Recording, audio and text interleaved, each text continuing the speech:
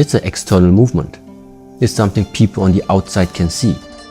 What they could not see, what only you know, is how does that what you do there is connected to what you feel in there, what comes up inside of you. Yes? And this is already one expression.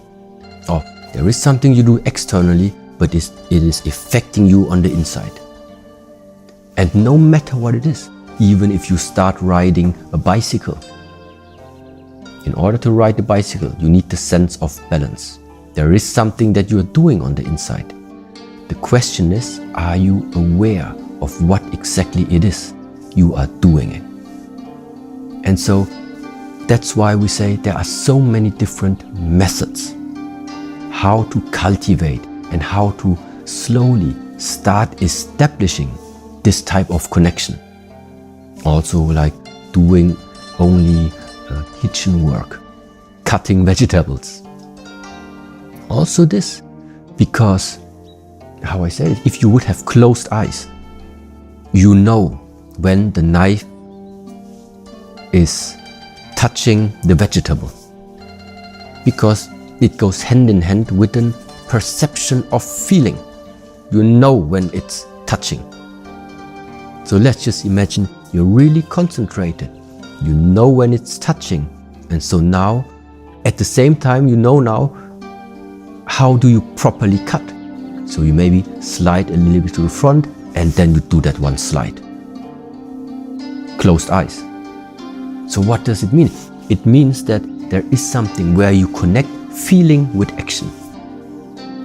Internal sensation with movement. Internal sensation with movement. This is what we mean when your internal energies are aligned with your action. Yeah. Another way, and yeah, very typical now for this tradition where like we are coming from is what we call Qigong. Qigong is that method to connect internal and external. Because, for example, literally translated, that word of Qi, many people sometimes try to translate it as energy, which is not wrong, but another very simple expression of Qi is just breath. The breath. The gong standing for exercise or for work, for exercising, for working, for increasing some skill. So Qigong is breath work, simplified. And why do we say that breath work helps with the connection? It's because our breath is the only thing in this complete universe that is literally traveling always with every breath from inside world to outside world. Because the air, the oxygen comes from there and comes in and is then inside of you. So the air, we say, is that intermediate link between the internal world and the external world. This is why then on a later level, sometimes people become spiritual and say Qigong is the key. Because it is that missing link between the external and the internal. And like I mentioned before, in some conversations, this is why there are existing spiritual Qigong practices. Practices to build up that link. It was in a conversation I had with your brother about what is it afterwards when this body is gone. Well, the body at the moment is a carrier, is a vessel through which this energy at the moment is flowing through. So what happens if that vessel falls apart?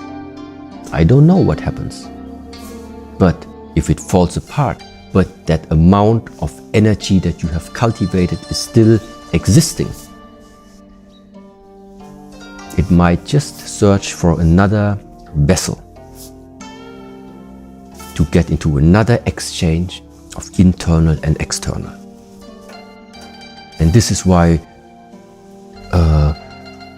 this Qigong, let's say, is something very, very well known as a spiritual practice on the one side, but also to really just simply get in touch with this idea that you want to take more part in this life. You want to engage more in living a life. How do you do it? The easiest way. Learn how to breathe properly. Learn to use your breath as good as you can. Learn from resources that are available and learn the practices that go hand in hand with it.